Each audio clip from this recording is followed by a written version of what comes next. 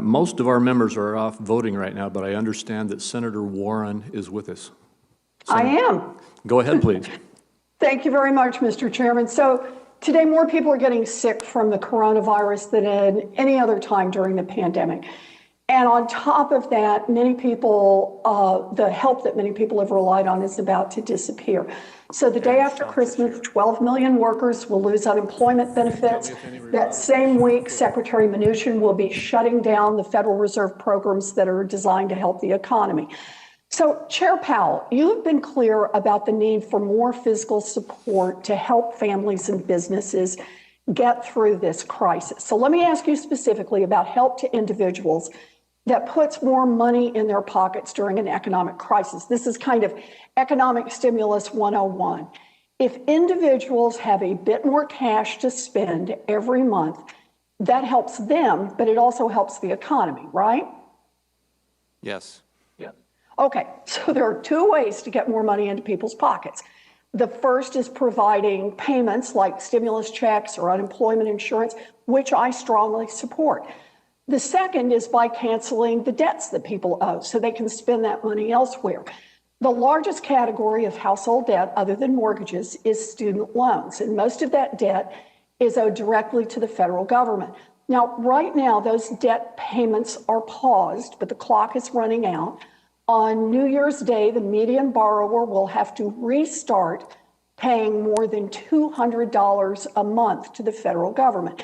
That's at a time when our economy needs people to be able to spend more money, not less. So, Mr. Chairman, you've said in testimony before Congress that you think that rising student debt is, quote, the main concern when looking at the overall household debt picture. You've also said, quote, it's been rising fast and is now large.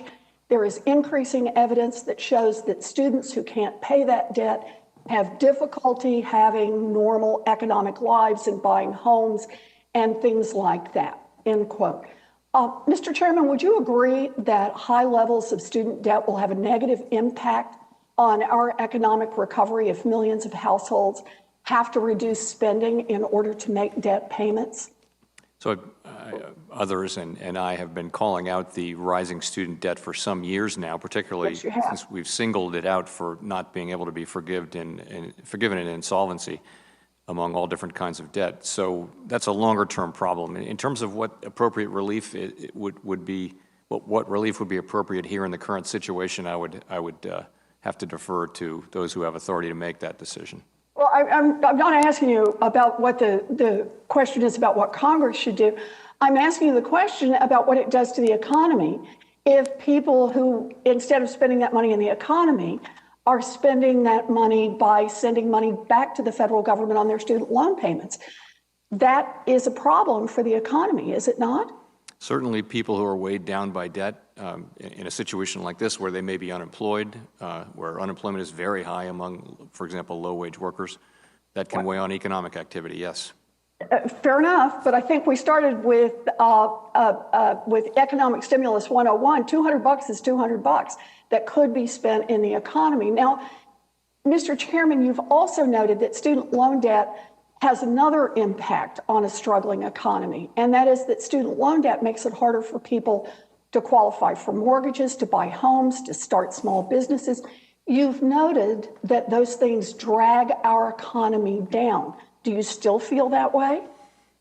Yes, so I think data are showing that over longer periods of time, people who take on student debt in an effort to make their lives better and brighter, and if that doesn't work out that way, they drag that debt down through their economic lives, and it can get in the way of their credit history, of course, and their ability to own a home and their whole economic life for many years. Right, and then that has an overall impact on the economy in terms of home sales or in terms of business startups, is that right? Yes, in effect, those people are unable to participate, perhaps, in the economy to the full extent that they might be able to, which would weigh on the economy. So thank you, Mr. Chairman. You know, I know you've said you don't know how you could be clearer on pushing Congress to act on more physical stimulus, and I agree entirely with you on that. But most types of economic stimulus are pretty much impossible when the Republicans in Congress refuse to take action. Aid to state and local governments, unemployment benefits, checks for families. Right now, Republicans are blocking help on all of these. But student loan debt is different. All on his own, President-elect Biden will have the ability to administratively cancel billions of dollars in student loan debt using the authority that Congress has already given to the Secretary of Education.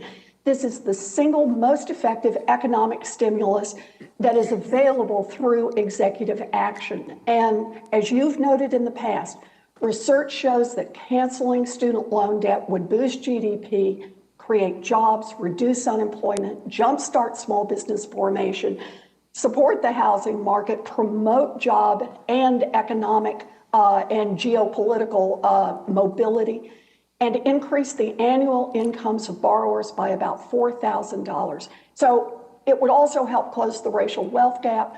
It is time to act. Thank you very much. Thank you, Mr. Chairman. Thank you. And next will be Senator Schatz. Thank you, Mr.